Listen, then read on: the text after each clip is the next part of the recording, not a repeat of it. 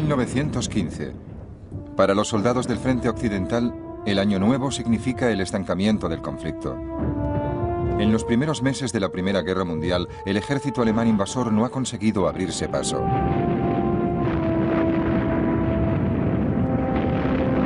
Ahora se enfrenta a los aliados británicos y franceses en un frente de trincheras que se extiende por Francia y Bélgica.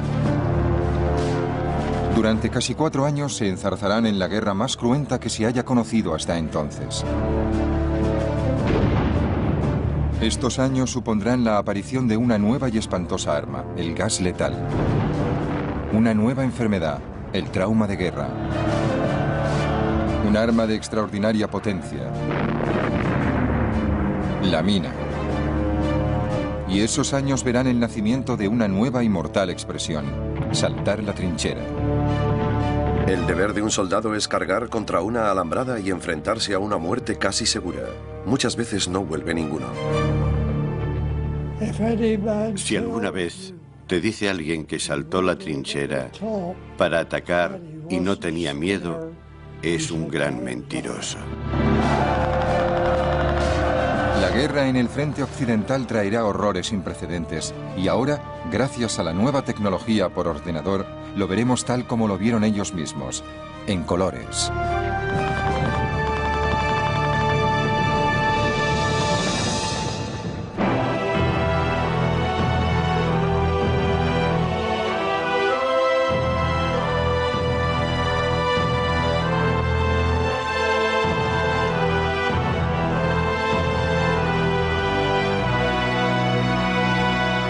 Primera Guerra Mundial en color.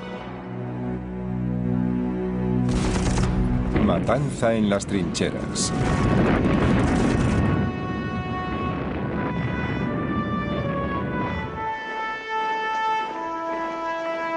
A principios de 1915, para el comandante supremo del ejército francés, Joseph Joffre, y sus aliados británicos, la cuestión principal era cómo romper el equilibrio de fuerzas en el frente occidental.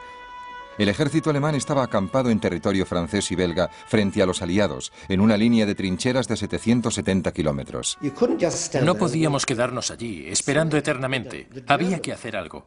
Los alemanes, en general, se contentaban con quedarse sentados, desafiando a los aliados a que los movieran, a que los echaran, pero sin retirarse. Así que les tocaba a los aliados romper el equilibrio de fuerzas establecido. La esencia de la guerra en el frente occidental hasta 1918 fue un intento tras otro, casi todos fallidos, con alguna victoria aquí y allá, de romper ese equilibrio. La primavera de 1915 vio el primer intento concertado de los aliados por romper el equilibrio de fuerzas. Pero los comandantes de ambos bandos comprobaron pronto que la guerra de trincheras tenía sus peligros. Uno de ellos era las comunicaciones, que inicialmente solo eran posibles gracias al valor de los correos individuales. En el curso de una batalla suele ser necesario enviar a un corredor con un mensaje en una misión que le llevará casi con seguridad a morir o caer herido. No obstante, nunca he visto que ninguno de esos hombres, cuidadosamente elegidos, dudara o se echara atrás. Por peligrosa que fuera la misión, a un correo de guardia nunca hay que repetirle las órdenes. Coge su rifle y sale corriendo, muchas veces hacia la muerte. A veces un mensaje tardaba horas en atravesar unos pocos metros. Y claro, eso significaba que cuando el general recibía la información y actuaba al respecto, la situación en el frente podía haber cambiado totalmente. Ese era uno de los inconvenientes más graves con los que tenían que luchar los comandantes de la Primera Guerra Mundial. En medio de toda esta desorientación empezaron las grandes ofensivas de 1915. Los aliados programaron una operación en 2 frentes para hacer retroceder a los alemanes. Los franceses atacarían Artois y al mismo tiempo, a 30 kilómetros de distancia, los británicos atacarían Festubert.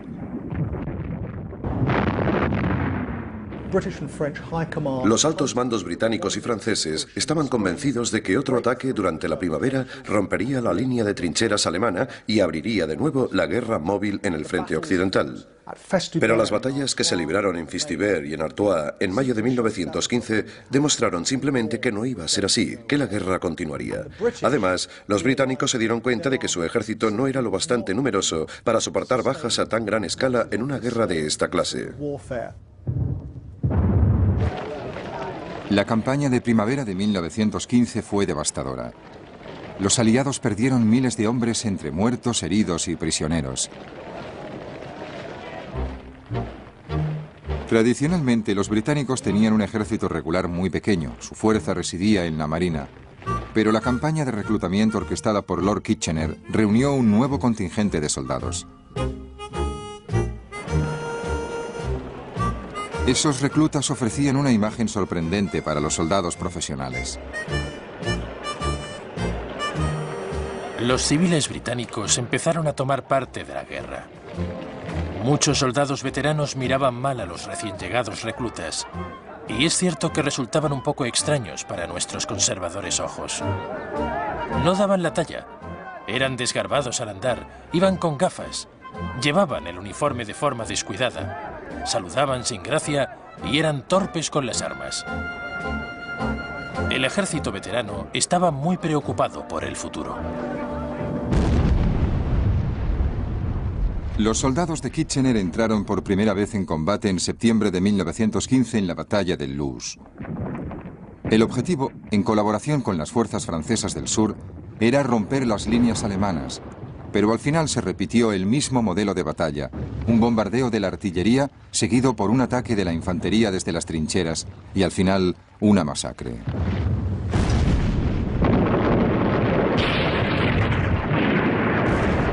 El suelo estaba salpicado de héroes muertos y moribundos, pero no teníamos tiempo de pararnos a mirarles y pronto nos acostumbramos a esas horribles cartas. Muchos quedaban tal como caían. Uno incluso tenía una carta en la mano como si hubiera conseguido leerla antes de morir. Loos fue la primera vez que un gran contingente británico sufría bajas importantes en una sola batalla. 43.000 muertos. Los británicos respondieron nombrando a un nuevo comandante en jefe, Douglas Haig. La masacre en el frente occidental no había hecho más que empezar.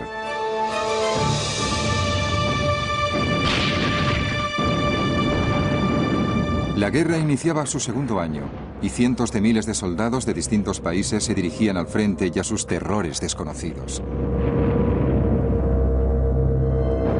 Uno sobre todo: saltar la trinchera.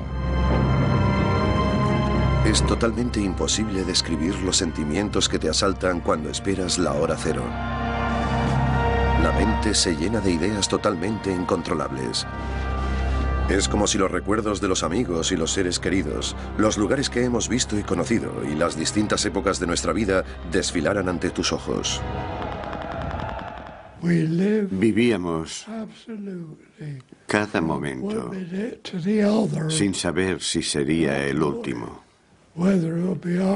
Ese era el ambiente que se respiraba en las trincheras. Tenían que esperar y escuchar la orden, porque la disciplina era tan grande que lo único que les quedaba era esperar la orden y obedecer inmediatamente. Y todo el mundo estaba listo y esperando la orden para saltar la trinchera. Perderemos a muchos más hombres, pero los soldados están más que dispuestos a arriesgarse. Estoy tremendamente orgulloso de pertenecer a un país que cuando le reclaman para algo así, y sabiendo lo que significa, dan vivas y empiezan a cantar y a silbar. Yo siempre rezaba. Algunos chicos se burlaban de mí, pero yo siempre le pedía a Dios que me ayudara a luchar como un hombre y a volver a casa sano y salvo. Si alguna vez te dice alguien que saltó la trinchera para atacar y no tenía miedo, es un gran mentiroso, porque nunca sabías si al instante siguiente ya no.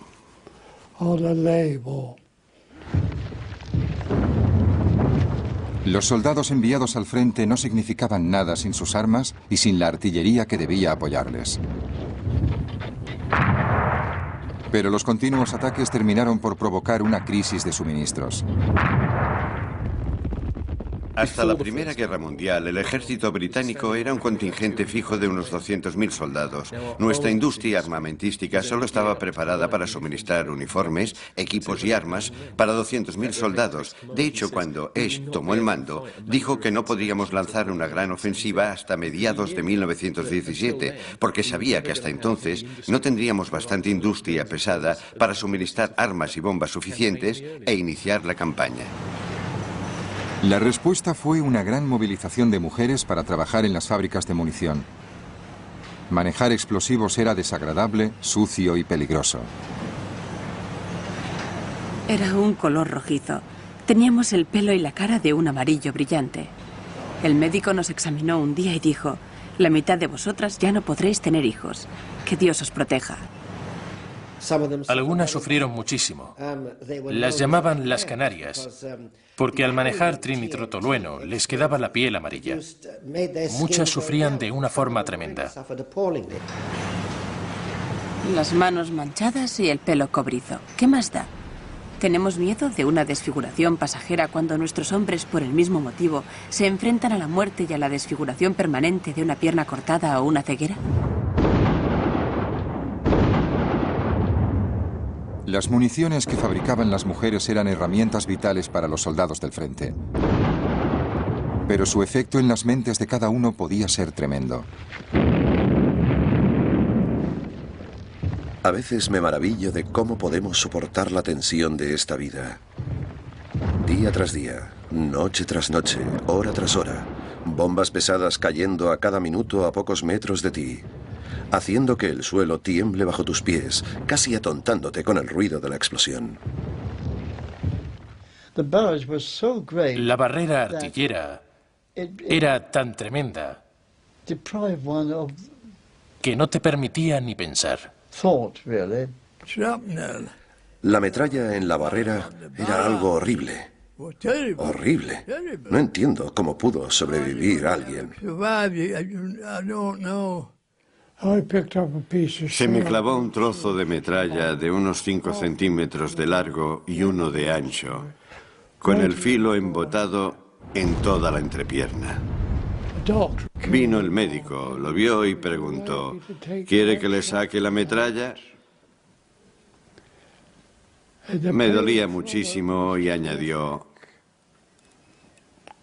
antes de que diga que sí, sepa que no hay nada de anestesia en todo el campamento. Y yo pregunté: ¿cuánto va a tardar? Y él dijo: bueno, unos 2 minutos. Lo pensé un momento y dije: adelante. Pero en esos 2 minutos hubiera podido matar al maldito médico. Esas enormes barreras de artillería produjeron un fenómeno nuevo: el trauma de guerra. Mi permiso del frente a finales de 1915 fue una pesadilla. Apenas conseguía dormir, y cuando lo conseguía, mis sueños se llenaban con ruidos y voces de la guerra. Las voces eran las de los oficiales y soldados muertos. Una mañana me encontraron de pie sobre la cama, dispuesto a rechazar un ataque imaginario al alba. Sentía un dolor físico y real en el corazón, y tenía la mirada extraviada. Había querido a muchos hombres, y los había perdido.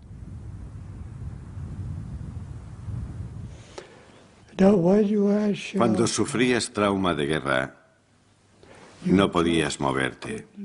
Era como si te hubieran quitado el sistema nervioso.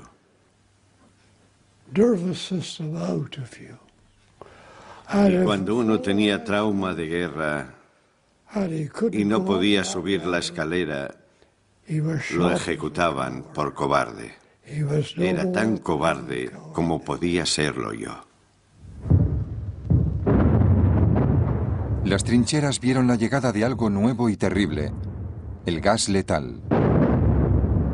Los alemanes usaron el gas cloro por primera vez a principios de 1915. Los aliados pronto les imitaron. Las caras de los chicos que estaban desprotegidos cambiaban de color y era un espectáculo tremendo. Se les ponía la cara y las manos de color azul y verde. Muchos se quedaban allí tirados, patas arriba, agarrándose la garganta. Usábamos un tubo que encajaba en la boca y había que respirar a través de una tela. Y tenías que metértelo por el cuello de la camisa para que no te entrara el gas. Yo solo recuerdo haber estado en un ataque con gas y ya tuve bastante. No me quité la máscara, pero luego resultó que había 1 o 2 chicos que no pudieron soportarlo y se la quitaron. El respirador se me cayó a pedazos de tanto moverlo y ajustarlo. El gas me cegó los ojos, se me llenaron de algo que no podía ver. Quedé tirado en la trinchera con otro soldado gaseado y varios heridos y cadáveres. Y tuve que quedarme ahí tirado, escupiendo, tosiendo y ahogándome todo un día en la trinchera. En 1916, la guerra de trincheras se había convertido en un callejón sin salida. Ambos bandos sabían que debían de hacer algo. Los alemanes tenían la vista puesta en la fortaleza francesa de Verdún. El comandante en jefe del ejército alemán, el general Erich von Falkenhayn, creía que Verdún era un símbolo tan importante para los franceses que no regatearían vidas para defenderla. La idea al atacar Verdún no era capturar Verdún, sino convertirla en una especie de herida abierta para que los franceses sintieran que debían dedicar todos sus recursos a conservar esa ciudadela sagrada que estaba al borde de la frontera. Los franceses lucharon por Verdún y alemanes y franceses se enzarzaron en uno de los combates más sangrientos y espantosos de la historia. Falkenhayn había entendido la psicología de los franceses. Henri Pétain, que dirigía la defensa de Verdún, veía la ciudad como símbolo del orgullo nacional. Verdún está amenazado y Verdún no debe caer. La captura de esta ciudadela sería una victoria inestimable para los alemanes. El 21 de febrero de 1916 empezó el bombardeo alemán.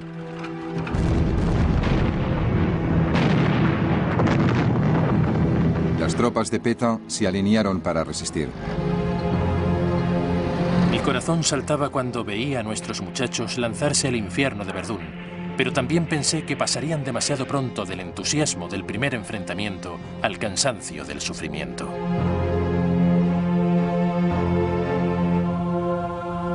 Habíamos vivido algo horrible en Verdún. Nuestras caras ya no tenían nada de humanas. Llevábamos 16 días sin lavarnos ni dormir. Vivíamos entre muertos y moribundos, soportando estrecheces de todas clases y una angustia incesante. Teníamos las mejillas hundidas, las barbas crecidas y las ropas llenas de barro. Fue muy deprimente ver cómo volvían nuestras tropas. Sus expresiones parecían heladas por una visión terrorífica. Su actitud delataba un desespero absoluto. Se hundían bajo el peso de sus horribles recuerdos. Cuando les hablaba, apenas podían responder. A pesar de la masacre alemana, los franceses llevaban refuerzos a la fortaleza cada semana por una carretera que empezó a conocerse como el Camino Sagrado. El plan de Falkenhayn solo estaba resultando en parte. Para Francia, el Camino Sagrado se convirtió en una especie de símbolo de su voluntad de resistir. Aunque Alemania creía que podría sangrar a Francia hasta la muerte y asestarle un fuerte golpe, no lo consiguió. Lo que hizo fue exaltar el patriotismo de los franceses hasta un extremo nunca visto. La batalla de Verdún siguió hasta noviembre. Cada bando sufrió unas 350.000 bajas. Unos 100.000 alemanes y franceses estaban muertos o desaparecidos.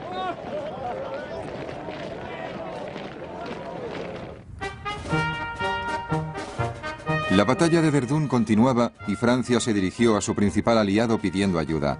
Los británicos atacarían a los alemanes en el Somme. Los británicos pensaban que la ofensiva del Somme partiría por el centro a las líneas alemanas y les permitiría un avance rápido. Algunos oficiales dijeron a sus soldados que el bombardeo de la artillería sería tan enorme que solo tendrían que salir de la trinchera y pasar a través del enemigo. Se dice que vamos a destrozar las líneas de los germanos, entrar con nuestro ejército y acabar con la guerra. También se dice que le hemos dado a Alemania 4 días para firmar la paz o atenerse a las consecuencias. No me gusta presumir, pero creo que si viera todas las armas que tenemos, las granadas, los morteros y todo lo que le aguarda, si supiera lo preparados que estamos, el Kaiser, antes de empeorar las cosas, se suicidaría. El bombardeo empezó el 24 de junio y duró 7 días. 15.000 cañones alineados en un frente de 30 kilómetros. La infantería esperaba. Cariño mío, antes de acostarme tengo que escribirle unas líneas a mi chiquitina. He recibido hoy tu carta y me has parecido muy alegre. Te quiero mucho, cariño. Sé valiente por mí y reza para que la guerra termine pronto y yo pueda volver para cuidar de ti y no dejarte nunca más. Con todo mi amor y muchos besos dulces de tu Willy.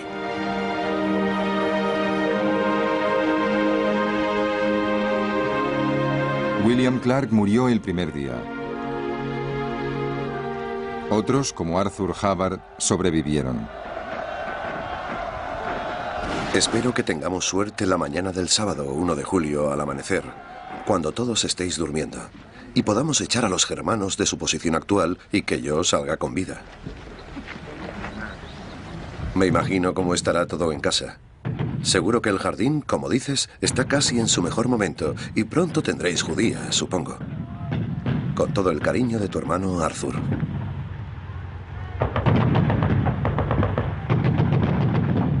Se reunían para asaltar la trinchera, unas palabras espantosas para toda la infantería. Los tímidos no tenían tanto miedo, los atrevidos estaban llenos de entusiasmo, todos emocionados y sintiéndose vivos al formar.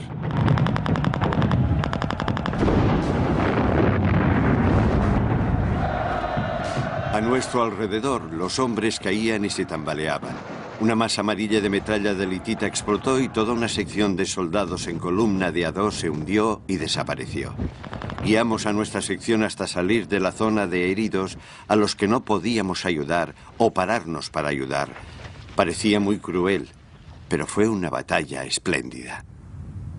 Kenneth McArdle moriría en el Somme unas semanas después. Para muchos de los voluntarios de 1914, ese fue su bautismo de guerra. A eso habían venido a Francia, no para estar sentados en las trincheras, sino para vencer a los alemanes en su propio campo. El problema es que las cosas no salieron como esperaban.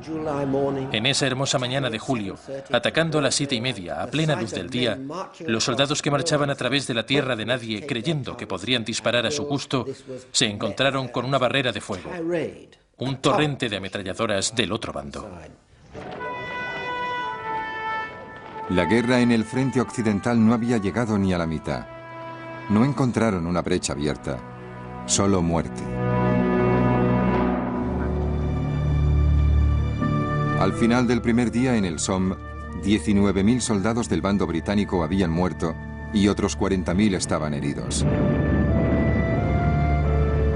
Fue el peor día de toda la guerra para los británicos. Aunque los británicos, después de ese primer día desastroso, hubieran querido retirarse de la batalla del Somme, no podían hacerlo, porque tenían que seguir combatiendo para aliviar la presión sobre Verdún.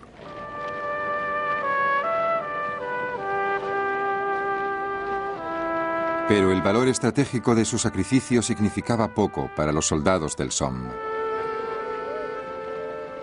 Querida madre, solo unas líneas para que sepas que estoy sano y salvo gracias a Dios. Madre, no se lo digas a la madre de Queen ni a la de Archer, pero deben estar muertos o heridos porque han faltado a la lista. De los chicos de la calle Grosvenor no queda ninguno más que yo. Todo el mundo está muerto para Baudry, Kenworthy, Sheham, Sprout, Ford, y de los otros oficiales no sabemos cuántos. El joven Víctor ha muerto.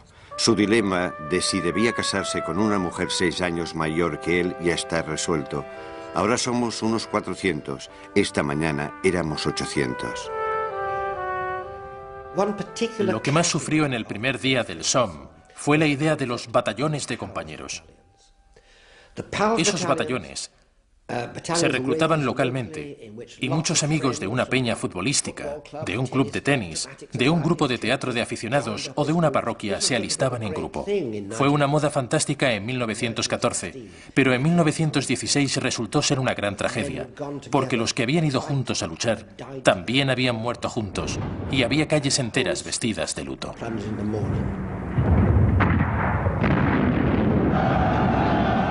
En ambos lados la ilusión se vio sustituida por la realidad.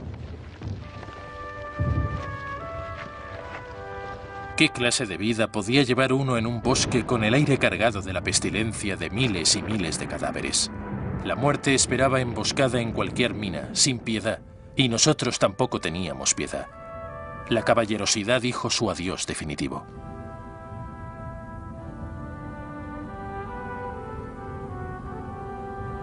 No queda ni un árbol, ni un metro cuadrado de terreno que haya escapado a la mutilación. No hay nada más que barro y agujeros de bombas. Todo un bosque de agujeros de bombas. Y al fondo de muchos agujeros, los cadáveres.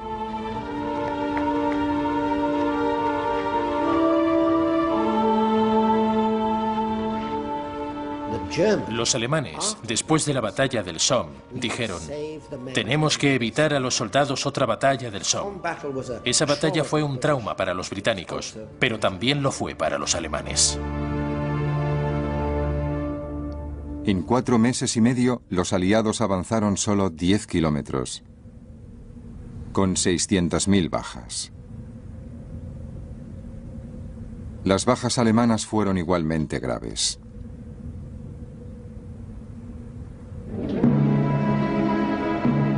El invierno de 1916 fue el más frío desde hacía muchos años.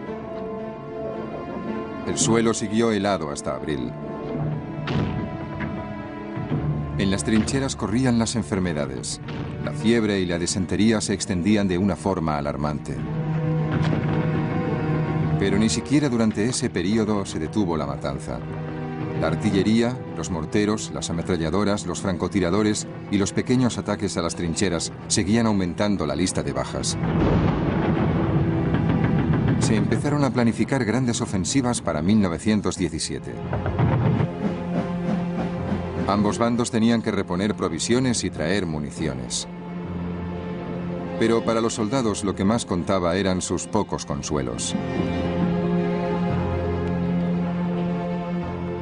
Las dos únicas cosas que importan de verdad a los soldados del frente son la comida y las cartas, es lo más importante de todo. Y el servicio postal del ejército británico era buenísimo. Las cartas tardaban 2 días en llegar del frente a las casas y de las casas al frente, 2 días. Si es menos de lo que tardan ahora en correos. Nos mandaban paquetes con pasteles, casi siempre botes de café, botes de leche, condensada o en polvo. Se tomaba mucho en esa época. Nos mandaban en botes cualquier cosa que nos pudiera servir. Y lo compartíamos. Si tenías un par de calcetines con agujeros, pues bueno, se los dabas a alguien. Así lo compartíamos todo.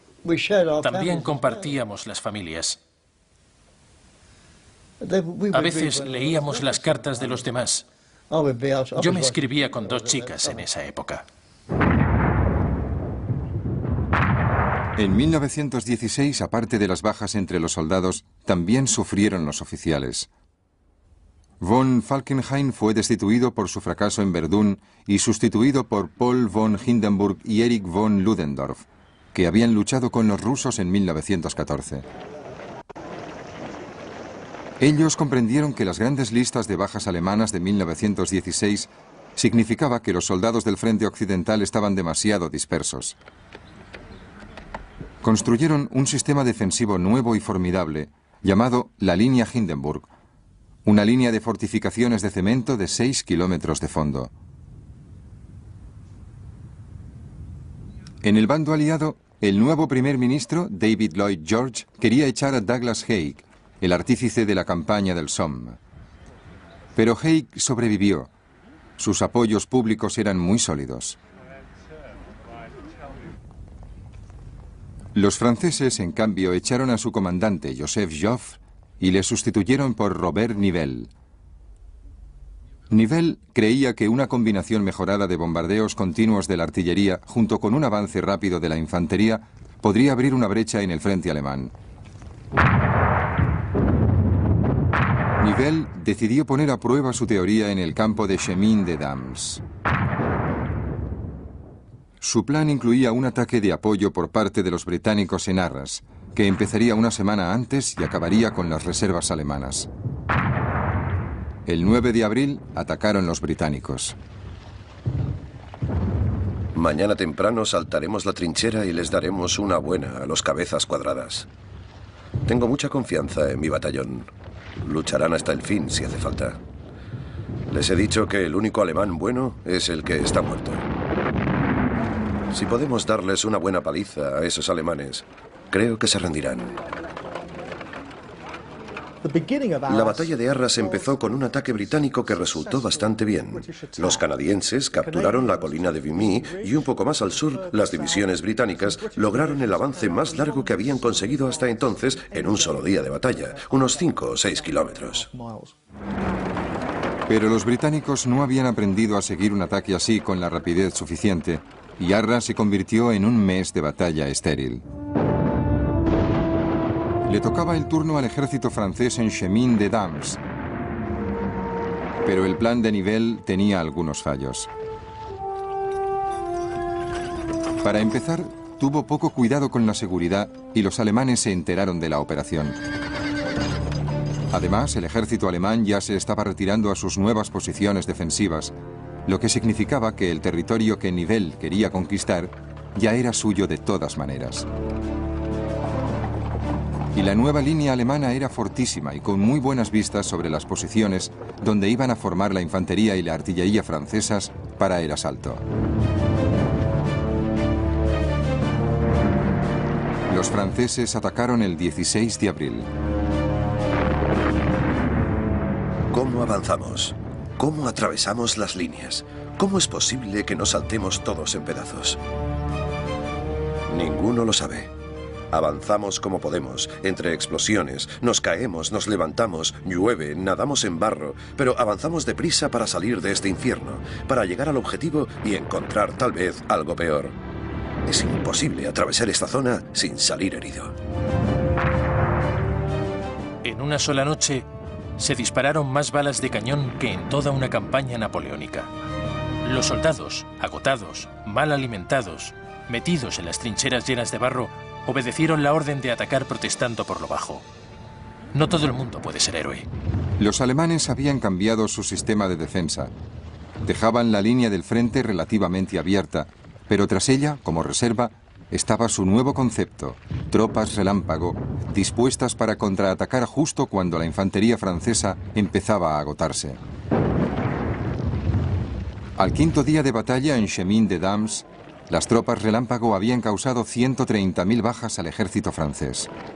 El ejército francés ya se había llevado la peor parte de la batalla de Verdún. Casi todos los soldados franceses habían pasado por un infierno en Verdún y no mucho después apareció Robert Nivelle con su maravillosa ofensiva que serviría para ganar la guerra inmediatamente y resultó un desastre que costó tan caro como el otro. Los soldados franceses ya estaban hartos.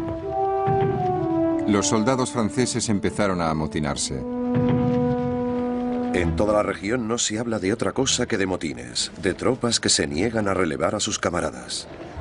Muchas veces ocurre que los soldados del frente tienen que pasar 3 o 4 días más allí porque las tropas de refresco se niegan a marchar. El motín francés no comportó actos de violencia contra los oficiales, ni siquiera un abandono del orden. Sencillamente los soldados de a pie ya no estaban dispuestos a atacar sacrificando sus vidas. Robert Nivelle fue destituido y reemplazado por el salvador de Verdún, Henri Pétain. Enviaron a Pétain para que terminara con los motines, combinando una disciplina estricta, algunas ejecuciones y también una cierta consideración hacia los soldados, cediendo a algunas de sus exigencias, y consiguió reorganizar el ejército francés. A pesar de todo, el ejército francés estuvo todo un año sin lanzar más ataques masivos sobre el frente occidental y se mantuvo a la defensiva. A Pétain le preocupaba que los alemanes se aprovecharan de la derrotada moral de los franceses, pero inexplicablemente no se dieron cuenta. En ese momento solamente los británicos podían tomar la iniciativa. Hay planeó una gran ofensiva para el mes de junio en la Sierra de Messines, un altiplano que dominaba una gran extensión de territorio. Asignó a Herbert Plumer, un general muy moderno, para que supervisara la operación. Los oficiales más jóvenes eran conscientes de que los dirigía un hombre que conocía bien su oficio. No se dejó nada al azar. Incluso teníamos una maqueta a gran escala que cubría un acre de terreno y representaba a escala los bosques y el pueblo que había. El pueblo era un prodigio de habilidad. Era como un enorme pueblo de juguete. Les habría encantado a los niños. El ataque a la Sierra de Messines combinaba fuerzas británicas, australianas y neozelandesas. Aquí se usó por primera vez de forma masiva un arma que podía ser devastadora: la mina, colocada por los zapadores. Los zapadores tenían el peor trabajo de todos en el frente occidental. Excavar esos túneles estrechos bajo las líneas enemigas para hacerles saltar por los aires daba mucho miedo, porque sabías que el enemigo casi siempre estaba haciendo lo mismo que tú.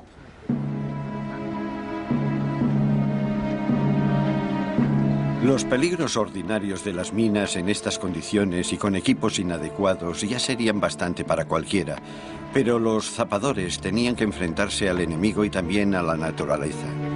Un trozo de metralla en la boca del tubo de respiración impedía el paso del valiosísimo aire o representaba la condena a una muerte indescriptible enterrados vivos. Otra posibilidad, más emocionante aunque no menos desagradable, era encontrarse con un túnel del enemigo. Los hombres más valientes han confesado que estaban nerviosos y asustados cuando se escondían en refugios subterráneos, oyendo el monótono tap, tap, tap de los zapadores enemigos. Mientras siguieran golpeando, no había peligro. Lo más espantoso era cuando se hacía el silencio. El enemigo podía estar cargando la mina. En cualquier momento podía llegar la muerte en su versión más horrible. El 7 de junio, 19 minas estaban listas para explotar bajo la Sierra de Messines. Aún no despuntaba el día. La noche era muy tranquila. La aguja de mi reloj avanzaba hacia el momento fatal. Y de repente, entre el silencio y la oscuridad, 20 minas. Algunas que llevaban 2 años esperando este momento. Minas que contenían cientos de toneladas de explosivos saltaron por los aires con grandes llamaradas, casi al mismo tiempo, con un rugido como para despertar a los muertos, y luego se desvanecieron en montañas de polvo, tierra y árboles.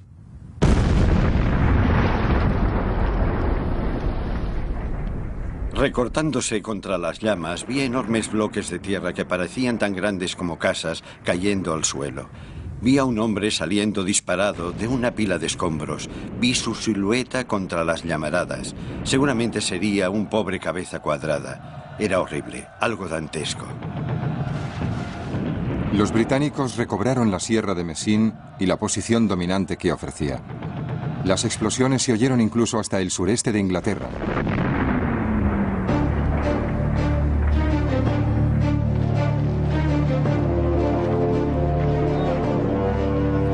A finales de julio de 1917, después de su victoria en la Sierra de Messines, los británicos lanzaron la tercera batalla de Ypres, que les llevaría hasta Passchendaele. Durante 15 días machacaron las líneas alemanas. Era horrible. Sentías que tu ser, física y mentalmente, había perdido todo el significado. Al fin y al cabo, tal vez el trozo de metal que te dejaría convertido en una masa informe ya había iniciado el camino. Los británicos saltaron la trinchera el 31 de julio. Si estuvieras aquí esta noche, disfrutarías. Seguro que va a ser muy divertido. Eso si no llueve. Pero sí llovió. Los soldados tuvieron que luchar en las condiciones más espantosas de toda la Primera Guerra Mundial. Y los historiadores no dejan de discutir si Haig tuvo razón al seguir luchando en esas condiciones.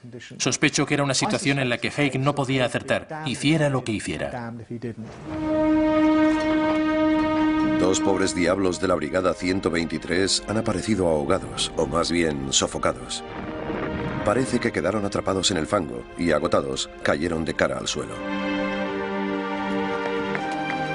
Nuestros chicos lo están pasando muy mal en las trincheras. El fango y el agua les llega hasta el cuello. Es como una acequia llena de agua. Hay caballos muertos, soldados, vehículos, cientos de camionetas. Salirse de la carretera es la muerte, porque el barro es muy profundo. El Somme ya era malo, pero esto es 1000 veces peor. El día que cumplía 19 años, estaba en las trincheras frente a Passchendaele. Los alemanes en Passchendaele estaban más altos que nosotros, nos observaban desde arriba.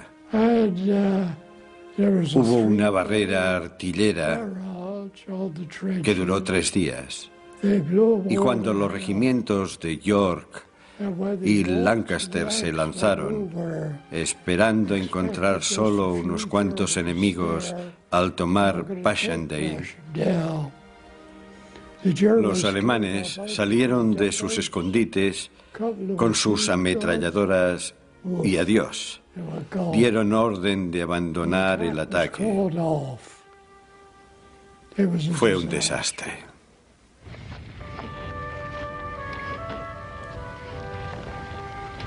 Pobre Shorty. Siempre me hablaba de su novia, Sujilda, la llamaba así. Me hablaba de la casa que había comprado y decía que cuando volviera se casaría y que vendría a visitarme y que te presentaría a su esposa. Me hacía reír mucho con sus historias. Quería mucho a Sujilda, pero por desgracia no volverá a verla más, pobre chico. Me daba siempre la mitad de lo que tenía. Es muy hermosa la amistad aquí. Le rezo a Dios para que esta guerra termine muy pronto. Estamos haciendo retroceder a los alemanes. No creo que puedan resistir a nuestros chicos británicos. Y entonces seremos muy felices en nuestra casa. Ahora sé lo que vale eso. Buenas noches, mi amor. Que Dios te bendiga a ti y a mis niños. Y que pronto me mande de vuelta con mis seres queridos. Ese es el deseo de tu marido fiel. Besos, Jack.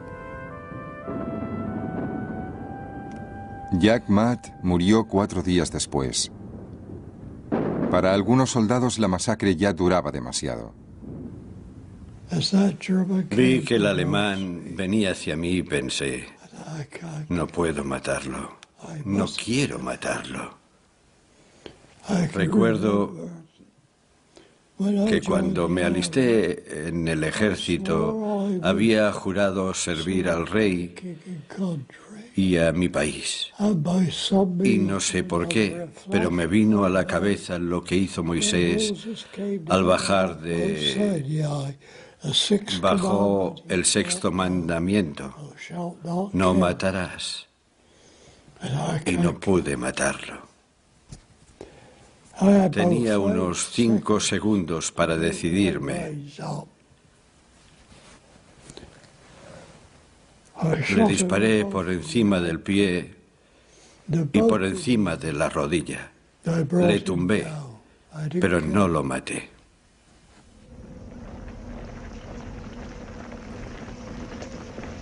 Solo se habían ocupado 100 kilómetros cuadrados en 15 semanas. Cada kilómetro cuadrado había costado unas 2.600 bajas. Pero los británicos también habían golpeado duramente a los alemanes. Al final de la batalla de Passchendaele, en la primera semana de noviembre de 1917, creo que cualquier observador podía haber pensado con razón que ambos bandos estaban agotados, que no les quedaba nada por dar. Pero llegó una sorpresa inesperada, una nueva arma con la que los aliados llevaban un año experimentando, el tanque. No habían pasado ni 15 días desde que terminara la batalla de Passchendaele cuando el tanque consiguió una brillante victoria en la batalla de Cambrai. Era la primera vez que los británicos usaban tanques a gran escala. Y otra cosa muy importante, usaron artillería de predicción. Eso significa que pudieron empezar a disparar sin tirar antes unos cuantos tiros de prueba para ver dónde caían las balas y así consiguieron el efecto sorpresa. No hubo bombardeos preliminares que avisaran a los alemanes del peligro. La infantería enemiga se asustó y huyó de esas enormes máquinas de guerra o se lanzaron pendiente abajo hacia las líneas británicas para rendirse. Nosotros mirábamos la escena fascinados. Nuestros tanques iban avanzando. Ahí estaban, lentos, abriéndose paso entre la maraña de cráteres de bombas. A veces eran inutilizados, pero casi siempre terminaban venciendo y dominando la zona devastada. Esta noche podré dormir y soñar contigo. En cambio, los oficiales alemanes ni soñaban lo que les esperaba al amanecer. Piensa en esos cientos de tanques, en esos cientos de cañones, reunidos en el más absoluto secreto. Lo pienso y aún me maravilla. 11.000 alemanes cayeron prisioneros. Cambrai fue un éxito completo. Las campanas de las iglesias de toda Inglaterra sonaron en señal de celebración, pero para muchos soldados del frente se trataba de una victoria aislada. Aunque la moral británica no se hundió nunca, estaba en su punto más bajo. La guerra es cada vez más desesperada. Por todas partes se ve crecer la inquietud y la insatisfacción, y nadie hace nada sensato para resolver los problemas. Es la existencia más desgraciada que te puedas imaginar. No se ve más que angustia, incertidumbre. Aquí todo el mundo está ya hasta las narices. El año 1918 estaba por llegar. La guerra en el frente occidental estaba en el fiel de la balanza.